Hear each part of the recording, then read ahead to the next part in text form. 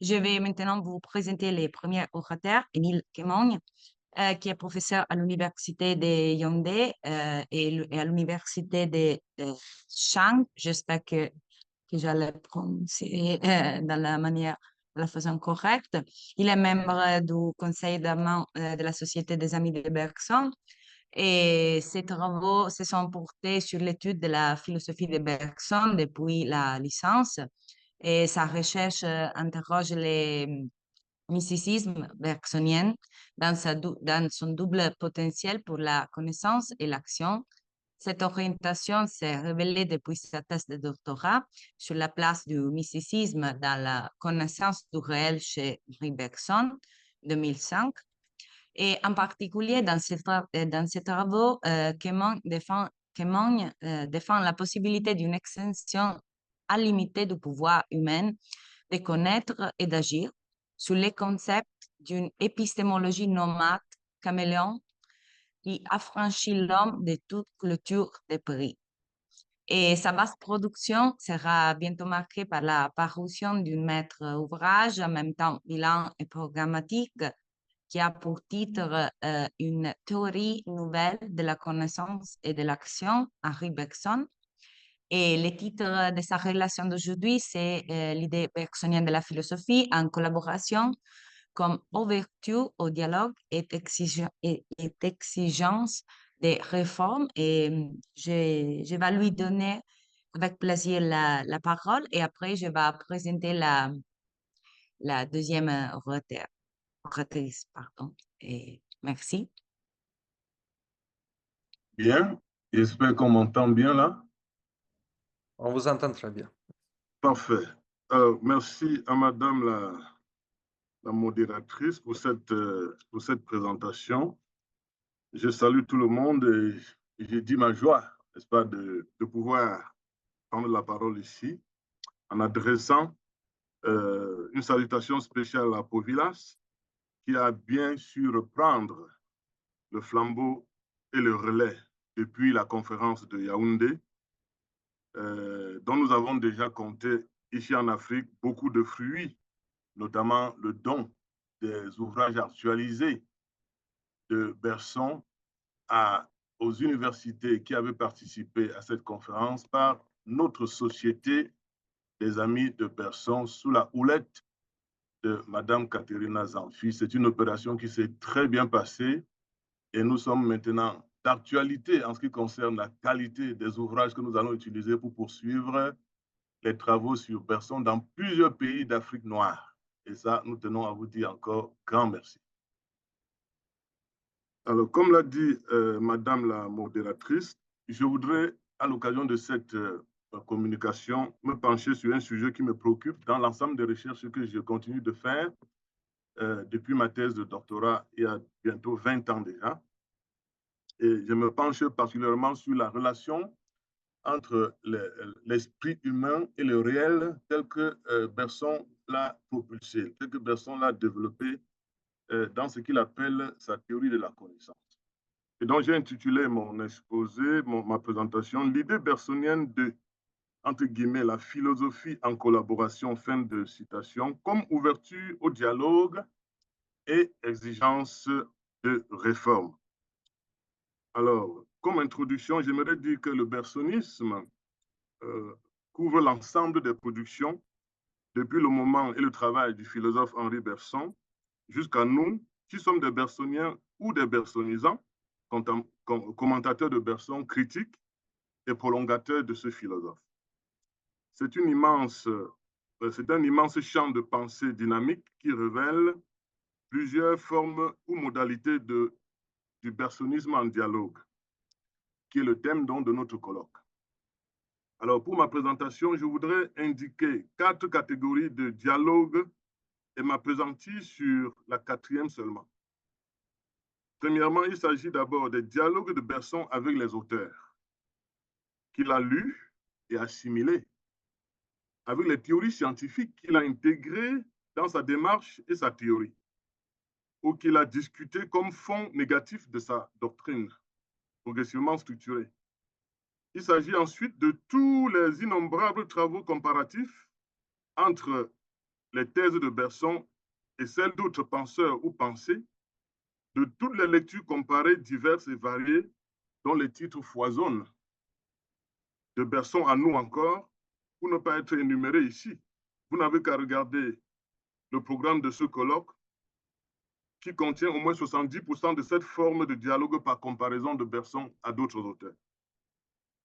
Troisième catégorie, c'est toute production écrite ou verbale, critique ou laudative, qui prend pour objet Bergson ou le bergsonisme et constitue un moment de dialectique. Dialectique définie par Platon comme recherche dialoguée de la vérité ou méditation en vue de toute clarification.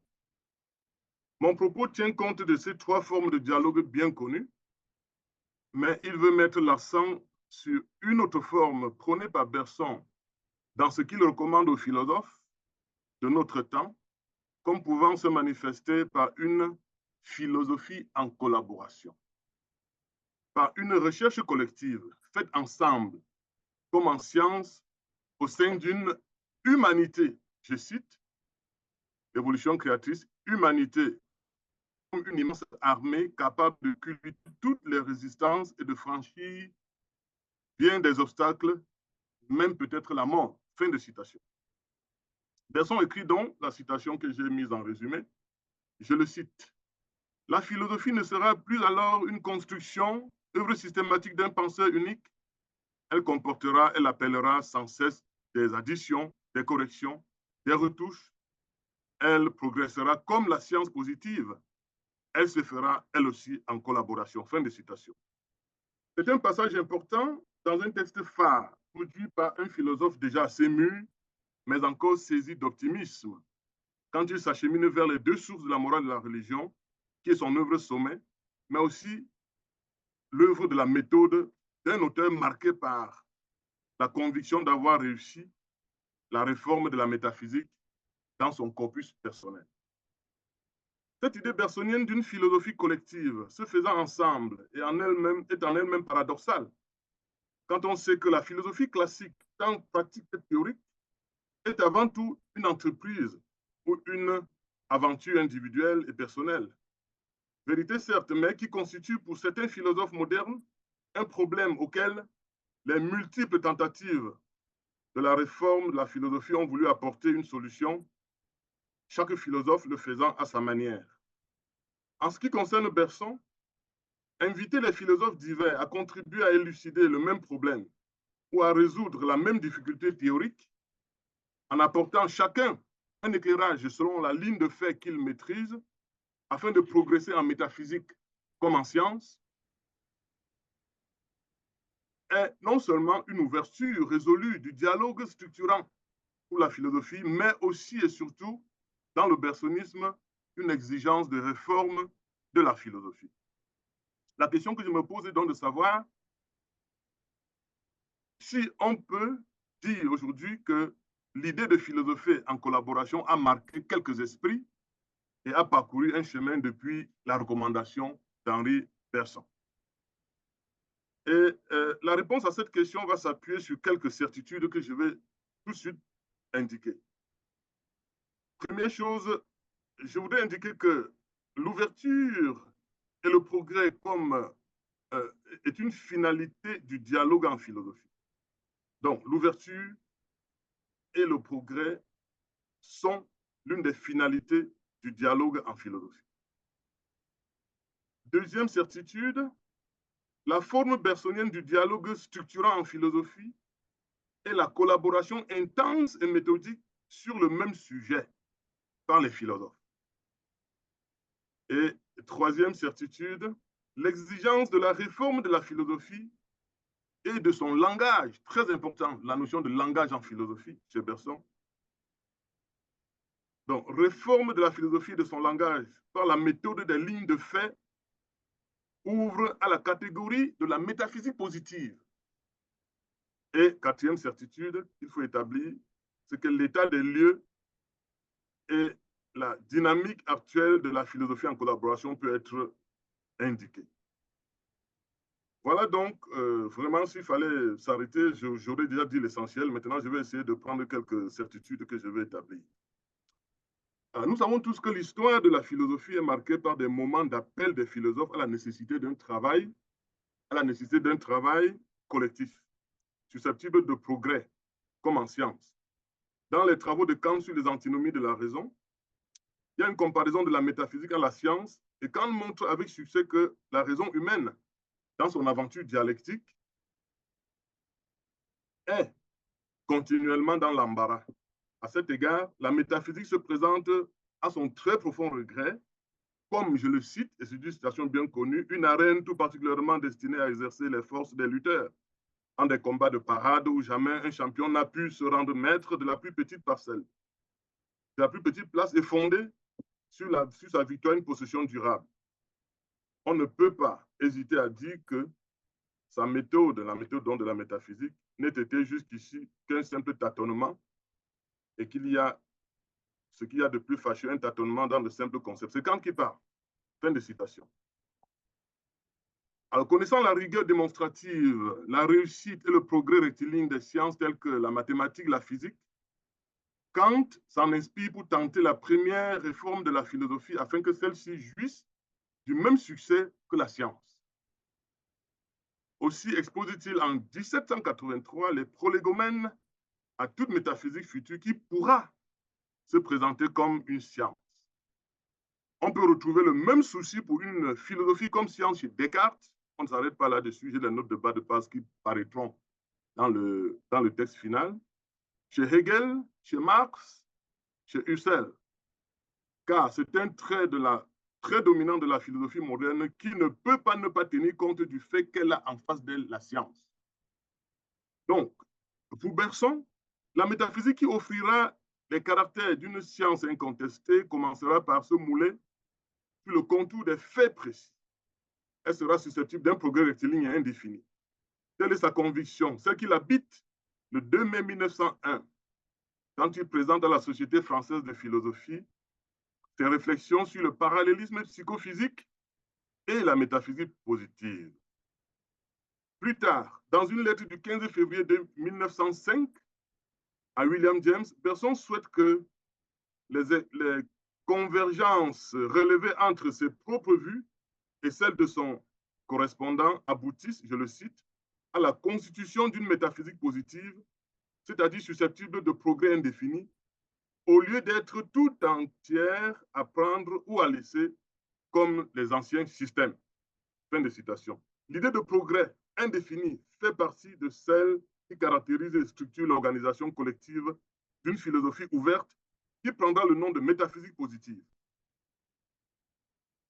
Ainsi, pour que la métaphysique progresse comme la science positive, elle doit non seulement s'atteler aux détails des faits particuliers, mais surtout consentir à une collaboration entre philosophes. C'est encore une citation que je trouve cette fois-ci dans les deux sources de la morale et de la religion en page 263.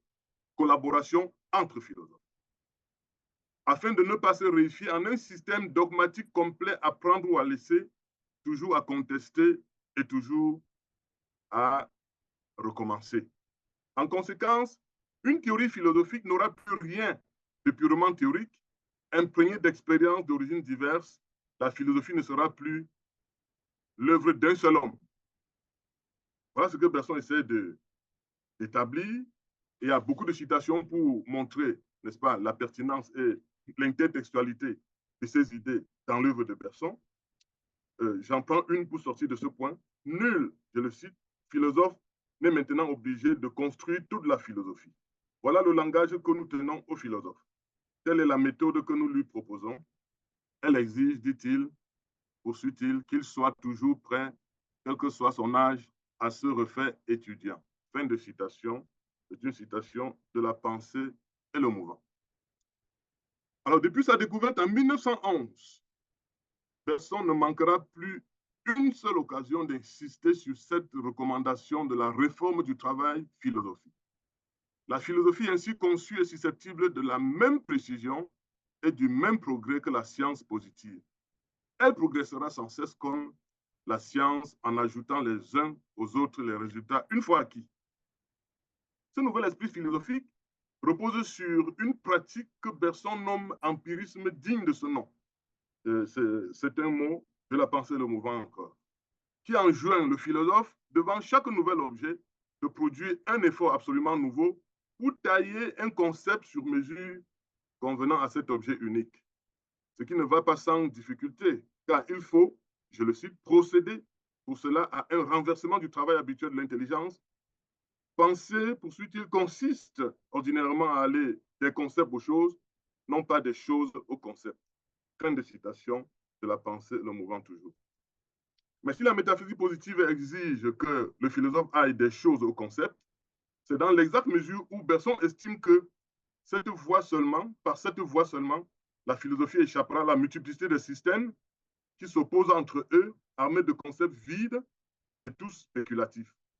Aussi,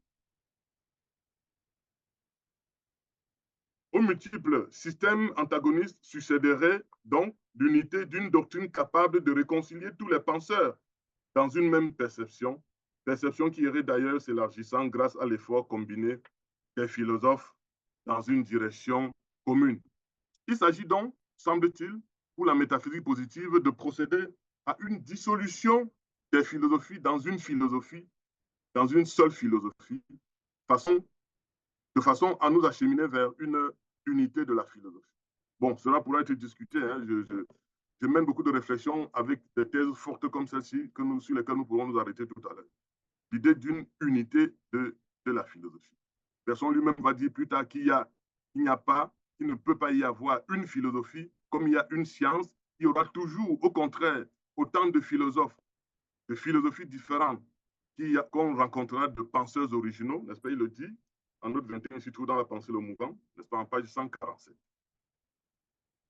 Donc, le souci pour la précision et pour le progrès en métaphysique amène Bergson, optimiste depuis sa théorie d'une humanité évolutive et créatrice, à rêver de l'unanimité des philosophes sur un protocole de démarche.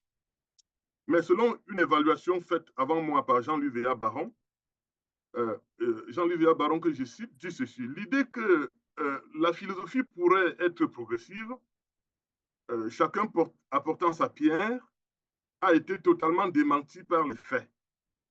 L'intuition de la durée ne s'est pas communiquée à tous les philosophes soucieux de respecter l'expérience. Fin de citation de Jean-Louis Véa-Baron dans Bergson et le bergsonisme en page 63. Et je souligne que j'ai été dans ma formation élève de Jean-Louis Véa-Baron à Poitiers, et donc nous avons longuement discuté de ces thèses. Et ce que je dis, je le lui avais dit, je pensais que ce jugement est vraiment hâtif car la recommandation de Bergson ne s'adresse pas seulement aux philosophes de son temps, ni à ceux d'un temps qui serait le nôtre ou bien notre siècle. Sa destination, c'est le concept moral et régulateur d'une humanité conquérante, celle à laquelle j'ai fait allusion tout à l'heure en citant l'évolution créatrice. Son utilité réside d'abord en ce qu'il confirme le réalisme positiviste de la philosophie bergsonienne. C'est dit qu'il faut reconnaître aujourd'hui le bien fondé de l'idée bergsonienne d'une philosophie se pratiquant non plus dans l'isolement de chaque penseur cantonné dans son coin, mais dans une collaboration et une organisation collective du travail philosophique. D'ailleurs, à comprendre autrement cette idée selon laquelle la philosophie pourrait être progressive, chacun apportant sa pierre, on ne peut pas conclure qu'elle a été totalement démentie par les faits, puisque l'intuition de la durée ne s'est donc pas communiquée à tous les philosophes soucieux de l'expérience. À nos yeux, la pensée de Bergson s'oriente vers une organisation du travail qui n'attend pas que l'intuition de la durée se communique à tous les philosophes à une date donnée, mais que ceux à qui elle se serait communiquée comprennent qu'ils gagneraient à se mettre ensemble pour travailler, faire des expériences et se communiquer les résultats. Dans sa très riche et éclairante discussion devant la Société française de philosophie, sur laquelle je reviens toujours, sur le parallélisme psychophysique et la métaphysique positive, Bergson utilise pour la première fois sous sa plume le mot métaphysique positive. Il explique à un auditoire manifestement interloqué par cette expression aussi paradoxale qu'inhabituelle la nécessité d'un renouveau de la méthode dans la conception et la Donc, j'étais en train d'argumenter le deuxième point sur la méthode, sur la méthode, et je citais donc le passage où le passage un passage de mélange dans le parallélisme psychophysique, où Bergson justement met Platon et Descartes dans la même approche de la réalité sous le modèle de la vérité mathématique. Et donc, je voudrais poursuivre en lisant la fin, en disant qu'en quoi elle avait d'ailleurs raison, je l'avais dit, la mathématique ayant été, jusqu'à la veille du 19e siècle, la seule science solidement constituée. Mais il résultait de cette alliance étroite entre la métaphysique et la mathématique que les réalités posées par la métaphysique avaient une forme rigide, incompatible avec la fluidité de l'expérience. Fin de citation. Donc, Bergson va progresser vers un thème qui lui est très propre, c'est-à-dire la contestation du divorce entre la science et la métaphysique. Donc, sa thèse est que la science doit se retrouver dans la métaphysique et la métaphysique dans la science. Donc, au nom de l'esprit scientifique, la mathématique elle-même montre que, n'est-ce pas, son type de vérité n'est plus un modèle comme dans le contexte de la nouvelle science. Aussi, dans son étude sur la méthode bergsonienne, je cite Marie Cariou qui a fait un travail sous le titre « Bergson, l'effet mystique ».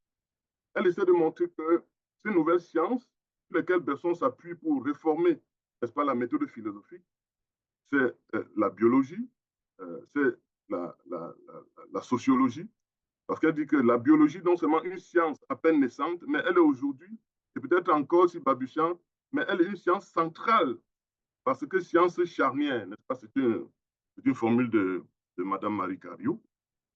Donc, Bergson est donc péremptoire sur ce point, je le cite, il faut rompre avec les cadres mathématiques, tenir compte des sciences biologiques, psychologiques, sociologiques, et sur cette plus large base édifier une métaphysique capable de monter de plus en plus haut par l'effort continu, progressif, organisé de tous les philosophes associés dans le même respect de l'expérience. Bon, on pourra discuter, n'est-ce pas, sur ce rapport de l'esprit à l'expérience chez Bergson. Mais l'expérience, source de toute connaissance, selon Bergson, ne fournit pas la même certitude chez tous les esprits, ni ne se révèle sous les mêmes aspects. La certitude qui se fonde sur l'expérience comporte des degrés.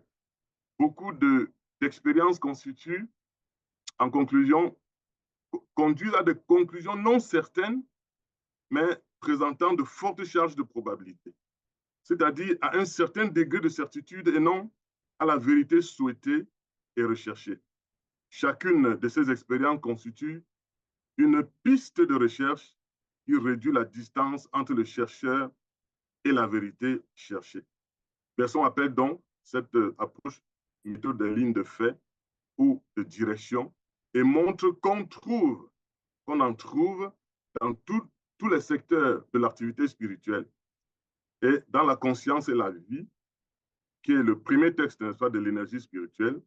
Il dit clairement que dans des régions diverses de l'expérience, je crois apercevoir des groupes différents de faits dont chacun, sans donner la connaissance désirée, nous montre une direction où la trouver. Or, c'est quelque chose que d'avoir une direction, et c'est beaucoup que d'en avoir plusieurs, car ces directions doivent converger sur un même point, et ce point est justement celui que nous cherchons. Fin de citation. Donc, voilà donc sur cette deuxième ou troisième certitude qui me conduit maintenant à aborder la dernière, en disant qu'il existe à cet égard une liaison intime entre l'approche de la vérité selon les lignes de fait et un certain aveu méthodologique d'ignorance, une résurgence du je ne sais rien socratique qui a la vertu de garantir la liberté et l'ouverture d'esprit du chercheur. En 1932, dans les deux sources, Bergson revient sur ce thème des années 1907. La religion qu'il convoque dans les deux sources, au sein de la philosophie, n'entre dans sa pensée, d'après moi, et plus justement dans sa théorie de la connaissance qu'à titre de ligne de fait, malgré le trésor d'enseignement qu'il en tirera par la suite. Ça aussi, ça peut être discuté. La religion montre, par exemple, que l'adoption de la probabilité ne signifie point qu'on veuille demeurer éternellement dans le doute à la manière des sceptiques. Aussi, dit clairement les deux sources, les probabilités peuvent s'additionner et l'addition donner un résultat qui équivaille pratiquement à la certitude.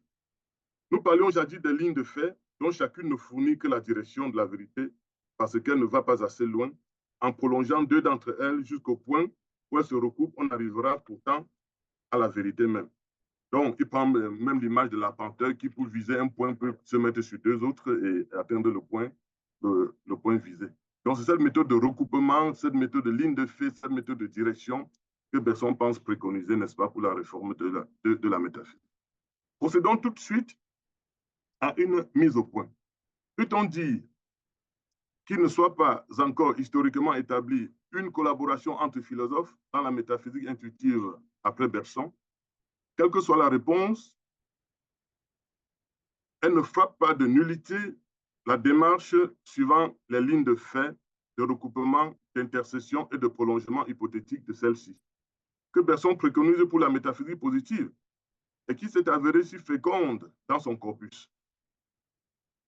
Il ne se fait réellement pas trop tard pour conclure à un échec historique de cette idée, car ce n'est que depuis 2007, et disons même 2006, environ 100 ans après la recommandation bergsonienne et encore moins de 2 décennies déjà, qu'une communauté de penseurs animée par la Société des Amis de Bergson a remis en marche la philosophie de l'intuition et produit déjà un travail de continuation théorique susceptible de garantir avec le temps le progrès en métaphysique prôné par Bergson. Quel que soit le domaine de l'activité intellectuelle considérée, la prétention à un savoir parfait, clos, bien rangé et définitif est désormais évidemment illusoire. Dans la formation de l'esprit scientifique, Gaston Bachelard, lecteur critique de Bergson, écrit « La connaissance du réel est une lumière qui projette toujours quelque part des ombres. Elle n'est jamais immédiate et pleine. Les révélations du réel sont toujours récurrentes. » Il critique ainsi Bergson, fin de citation. Il ne se fait certes pas la même idée que Bergson de la connaissance, de l'immédiat et de la plénitude de la connaissance. Mais sa conception du réel, de l'historicité et de la perfectibilité de nos connaissances est inspirée de celle du philosophe de la durée, que Bachelard comprend d'ailleurs, non pas comme Bergson l'aurait voulu ou souhaité, mais selon la philosophie bachelardienne. Pourtant, l'enseignement qui nous vient aussi bien de Bergson que de Bachelard, tous deux défenseurs de la connaissance approchée, est que nous devons avouer notre ignorance sans pour autant nous résigner à la croix définitive. Nous devons avouer la faiblesse de nos méthodes et celle de notre faculté de percevoir, tout en songeant à leur perfectibilité qui emprunte la voie de leur augmentation et du dépassement résolu de notre condition humaine. Eu égard à tout ce qui précède, Henri Hude, un autre lecteur de Bergson qui a publié, n'est-ce pas, ses cours, a raison de conclure sa réflexion sur la méthode bergsonienne en écrivant qu'on peut, je le cite, résumer l'ambition de Bergson en disant 1. Qu'il a voulu faire entrer la métaphysique dans la voie sûre de la science, 2. Qu'il a utilisé pour cela le positivisme et la phénoménologie comme les moyens de se procurer des données vraiment immédiates, 3. Enfin, que sa critique philosophique de la critique établit l'équivalence entre les données immédiates et la chose en soi, et autorise ainsi la constitution d'une métaphysique à partir des données vraiment immédiates. Fin de citation. Mais ce qu'on peut reprocher à Hude ici, c'est qu'il réduit, n'est-ce pas, le premier point évoqué chez Bergson à n'être qu'une intention, alors que Bergson n'a pas seulement voulu, il a fait entrer la métaphysique dans la science, ou alors, comme se dit plus haut, la science dans la métaphysique, et convie tous les philosophes à porter désormais la métaphysique sur le terrain de l'expérience. Et il cite, je termine. C'est à ce travail très long, très difficile, déclare Bergson, que j'ai convié les philosophes. Je m'y suis essayé moi-même, dans la très faible mesure où je m'en sentais capable d'un mélange. Et là, nous touchons du doigt l'extrême prudence et la modestie d'esprit qui traduisent une totale adhésion bergsonienne à une méthode et à une éthique de la recherche philosophique qu'il est naturellement le premier à vivre et à appliquer. Bergson propulse donc le bergsonisme et le laisse ouvert. Il est ouvert à des retouches. Il est ouvert à des prolongements susceptibles de conduire à de nouveaux résultats. D'où l'optimisme qui détermine la tonalité prophétique de sa communication de 1901 sur le parallélisme psychophysique. Je le cite. Je vois dans la métaphysique à venir une science empirique à sa manière, progressive, astreinte comme les autres sciences positives, à ne donner que pour provisoirement définitif les derniers résultats où elle aura été conduite par une étude attentive du réel. C'est à des résultats de ce genre que je me suis arrêté. Fin de citation. Pour conclure, je voudrais me limiter à mettre en exergue les idées majeures de cette intervention, bien escamotée bien sûr, mais qui sera rétablie, n'est-ce pas, dans le texte final. Le bergsonisme, philosophie résolument ouverte, déploie au moins 4 formes de dialogue. Je me suis penché sur la 4e forme, recommandée par Bergson, et explicitée sans discontinuité dans sa pensée de 1911, la conférence sur la conscience et la vie à Birmingham, tout le monde la connaît, de 1911 à 1934. Ce qui m'a permis de fixer les lignes de force de cette intervention en soulignant 1, que l'ouverture et le progrès sont la finalité de toutes les 4 formes de dialogue qui se déploient au sein du bergsonisme. 2, la forme spécifiquement bergsonienne du dialogue structurant en philosophie, c'est la collaboration intense des philosophes divers sur les mêmes sujets. 3, l'exigence de la réforme de la philosophie ouvre à la catégorie de la métaphysique positive susceptible de progrès continu et introduit à un nouvel esprit philosophique. 4, la philosophie en collaboration préconisée par Bergson est plus que jamais une perspective réaliste, comme l'illustre le travail sur les conditions matérielles et humaines de la collaboration, fait de réédition de ses œuvres, de réinterprétation et de prolongement de la pensée de Bergson, mais aussi de regroupement de penseurs. Travail initié depuis 2006 par Frédéric Worms, prise en relais par la dynamique organisation que constitue la Société des Amis de Bergson, qui est en soi une action de portée profondément philosophique et bergsonienne. Mais comme vous le voyez, cette idée pourrait constituer l'objet d'une autre communication. Je vous en remercie et j'en ai terminé. Merci, Émile, et merci pour ta relation. Et je vais ouvrir la discussion parce que nous avons beaucoup de temps. Et donc, je vous demande s'il y a quelqu'un qui vous pose une question à Émile et je le vais recueillir.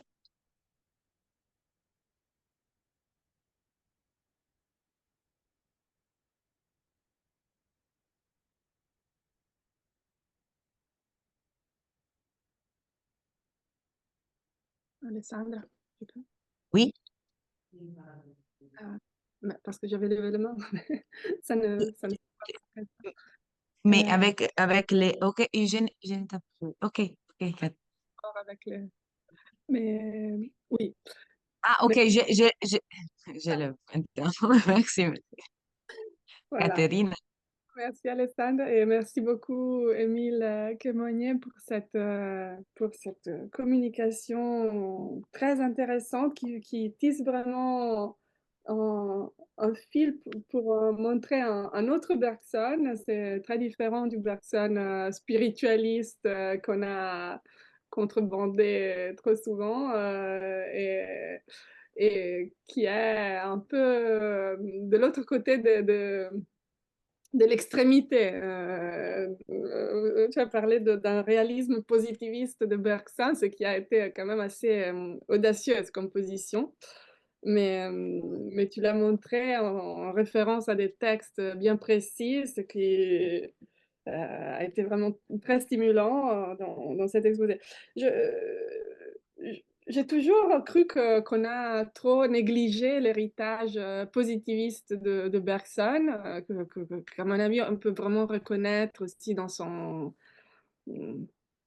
confiance dans le progrès, dans l'avancement de la science, de la philosophie, du destin, de la destinée de l'humanité, surtout avant la Première Guerre mondiale. C'est une confiance qui repose surtout avant la grande catastrophe de la civilisation européenne à laquelle il participe de manière très participée, très vécue, un protagoniste, disons. Et je me suis toujours demandé si, et c'est la question que je voudrais te poser, si cet héritage positiviste est vraiment dû à un héritage, enfin, à une référence à des auteurs, à des scientifiques du positivisme, ou plutôt à une fidélité au projet du pragmatisme, et d'une expérience intégrale, donc à cette confiance dans les faits, dans la méthode des lignes de faits. Donc si c'est plutôt c'est surtout à attribuer au positivisme ou au pragmatisme ce réalisme positiviste que tu as reconnu dans ces écrits. Bien. Merci beaucoup, chère Katerina, pour cette question. Je voudrais d'abord souligner une toute petite chose. N'oublions jamais que personne n'était scientifique depuis le lycée. C'était un esprit un peu réfractaire même aux affaires des lettres. Mais, à la grande surprise de tous, personne va aller en philosophie lettres. Mais il est animé dans son âme d'abord par l'esprit de la science. Relisons un peu, n'est-ce pas, sa sortie du lycée pour l'école normale supérieure. Il avait carrément, n'est-ce pas, heurté carrément son professeur de mathématiques, un certain Doumic, comme le montre, n'est-ce pas, la biographie de Bergson. Donc cet esprit scientifique est demeuré en lui dans tout son parcours. C'est ça qui me préoccupe dans la lecture de Bergson. Moi, ton rapport à Kant va pouvoir nous parler. Bergson, c'est un post-kantien dissident. Parce qu'on sait que Kant, c'est le philosophe qui a voulu mettre en question le type platonicien.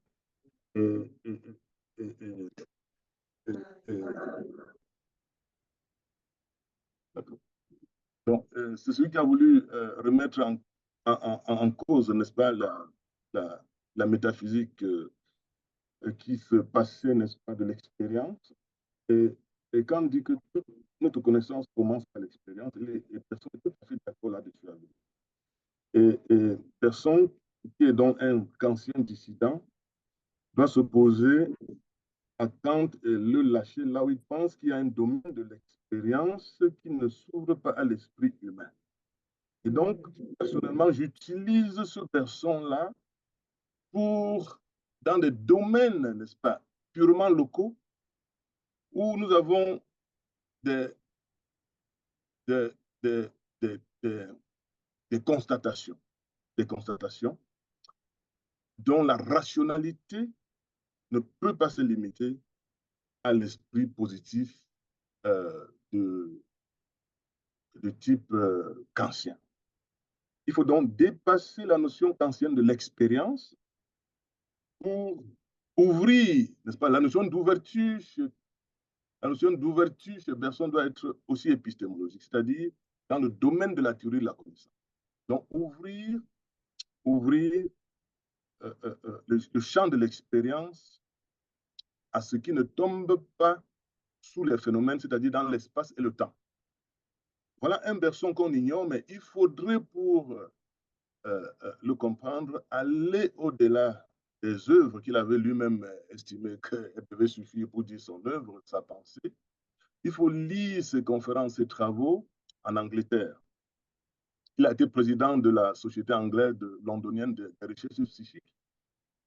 Tout le travail qu'il fait sur la télépathie montre que Bergson essaye de porter le positivisme dans un domaine où on n'a pas d'expérience complète. Et cette méthode lui vient de l'histoire, de la biologie, de la sociologie et surtout de la philosophie de l'esprit. Donc, Catherine, c'est un champ. Vous avez, excusez-moi de c'est en public. Vous avez raison de dire que c'est tout un Bergson nouveau que nous voulons présenter. Mais oui, mais c'est un Bergson qui existe. Et c'est pourquoi je m'attelle à ne pas m'éloigner des textes pour donner les références des idées que je porte. Et tout cela est assis dans Bergson. Un texte qu'il faut avoir lu pour comprendre tous mes travaux, c'est le parallélisme psychophysique et la métaphysique positive. En janvier dernier, au Cameroun, j'ai discuté avec Frédéric Worms et je lui ai demandé comment se fait-il que ce mot métaphysique positive, qui est par Bergson le 2 mai 1901, n'apparaît pas dans l'évolution créatrice, alors que le texte date de 6 ans après la découverte de ce mot. Il était comme monté un peu devant la perplexité. Donc nous sommes ici dans une communication qui veut lever le voile et faire découvrir une épistémologie bergsonienne, c'est-à-dire tout un champ du bergsonisme qui émarge à la théorie de la connaissance et où Bergson a une doctrine autonome suffisante et qui n'emprunte rien à personne. Au contraire, qui remet en cause toute la tradition de la théorie de la connaissance et nous montre que la philosophie peut elle aussi se faire en collaboration. J'ai donc voulu m'appuyer. Excusez-moi d'être un peu long dans cette réponse, mais c'est parce que la question était très, très, très pertinente par rapport aux travaux que je fais. J'ai donc voulu m'appuyer, n'est-ce pas, sur l'opportunité historique que nous donne la Société des Amis de Bergson pour montrer comment l'œuvre de Bergson a retrouvé une certaine dynamique qui pourrait être interprétée comme étant la compréhension de cette nécessité de travail en collaboration. Merci, mais cette réponse ne peut pas se dire complète ici parce que la question, elle est vaste, même si elle est brève dans sa formulation, comme Catherine a fait. Merci beaucoup. Il y a une question par Joël et je vous en prie d'être très bref parce que nous n'avons pas beaucoup de temps et merci. D'accord, merci. Merci Émile pour cette présentation. Je trouvais très intéressante et je partage tout ce que tu as dit sur la méthode chez Bergson. Juste une remarque et une question. La remarque, c'est tu t'es beaucoup appuyé sur effectivement l'écrit de 1901 et pour avoir lu récemment l'ouvrage des cours au Collège de France, l'idée de temps, qui est écrit à la même époque. Donc, pratiquement, les 5-6 dernières leçons reprennent tout ce que Bergson dit dans l'écrit, le parallélisme psychophysique sur la méthode. Il parle beaucoup de psychologie, de sociologie, etc., de l'importance de s'inspirer de ces disciplines pour la philosophie, plutôt que de suivre le modèle mathématique. Donc, en fait, tout ce que tu as dit, il le redit à nouveau dans un autre écrit, enfin, dans ses cours, et c'est tout à fait intéressant. La question, c'est... tu as effectivement mentionné la phrase clé, à mon avis, qu'il faut cesser d'aller des concepts aux choses et d'aller des choses aux concepts. Alors effectivement, je pense que la philosophie d'inspiration bergsonienne, je pense, fait ça ou doit faire ça. Il me semble aussi que d'autres traditions, je pense, s'efforcent de le faire. Alors, la phénoménologie, par exemple, que je ne connais pas très bien, mais je pense que c'est quand même son mot d'ordre aussi. Ça pourrait être son mot d'ordre, en fait. Et moi, que je connais un peu mieux la psychologie, en fait, cognitive, en fait, il y a une partie de la psychologie qui, disons, cherche à observer l'esprit, donc à reprendre la méthode de l'introspection, etc. Un peu ce que Bergson, quand Bergson parle d'aller aux choses, c'est surtout l'introspection qui parle. Et donc voilà, alors ma question c'est, est-ce que, enfin c'est une suggestion aussi, c'est est-ce qu'à côté disons, d'une philosophie qui serait inspirée par Bergson, ou vraiment dans la lignée de Bergson? Est-ce qu'il n'y a pas d'autres traditions qui, au fond, cherchent à appliquer le mot d'ordre de Bergson, aller des choses au concept? Très bien, vous avez dit le mot. Vous avez dit le mot, c'est la phénoménologie. Sauf que, comme on nous a dit d'être bref, je serai vraiment kaléidoscopique tout à l'heure. Désormais, je vais être bref. C'est la phénoménologie, sauf que la phénoménologie telle qu'elle est entendue aussi bien chez Husserl que chez Hegel, tous parlent de phénoménologie, et c'est Kant le fondateur de la phénoménologie. C'est lui le premier à distinguer les noumènes des phénomènes. Et donc, tout le courant de la phénoménologie met de côté les noumènes. Bergson est le premier, le tout premier, à parler d'une phénoménologie reposant sur l'expérience vécue,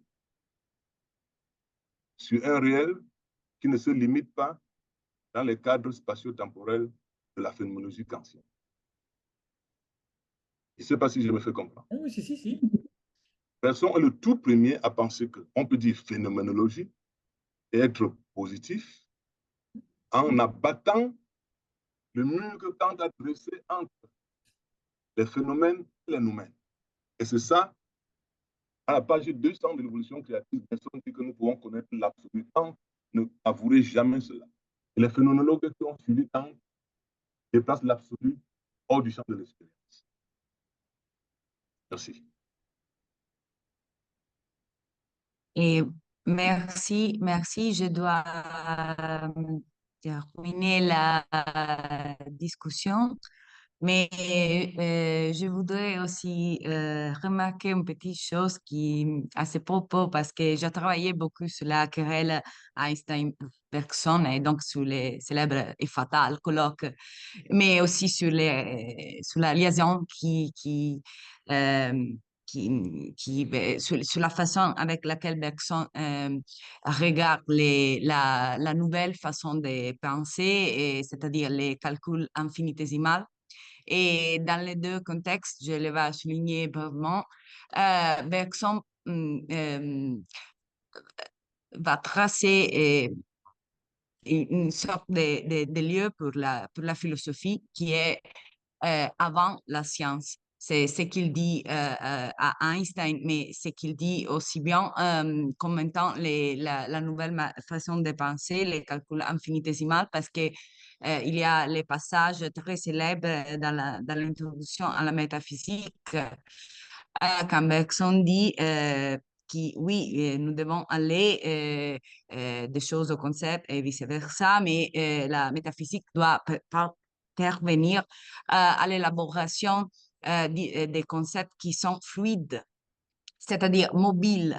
Et nous allons, les philosophes, il dit à Einstein qu'il sait sait ce qu'il mesure, et il n'est pas obligé à choisir, parce que le physicien doit choisir, et parce qu'il doit calculer et choisir, c'est-à-dire veut dire pour Bergson, se soumettre à des exigences qui sont pratiques, mais le philosophe est libre, il ne doit pas choisir, et il peut se colloquer avant que la transcription, la notation scientifique va commencer. Et il nous donne cette image de la courbe du calcul infinitésimal, et il dit que nous devons la poursuivre dans l'obscurité. Et donc, je ne peux insister sur ces points, mais les rapports entre Bergson et la mathématique infinitésimale et la physique einsteinienne sont deux lieux vraiment précieux pour voir les lieux de philosophe, de la philosophie par rapport à la science. Parce que aussi bien avec Einstein, Bergson soutient que la philosophie doit se colloquer dans une dimension qui est plus originale, c'est-à-dire le temps qui est unique, primordial, et donc avant les phénomènes spatio-temporels. Mais voilà, je voudrais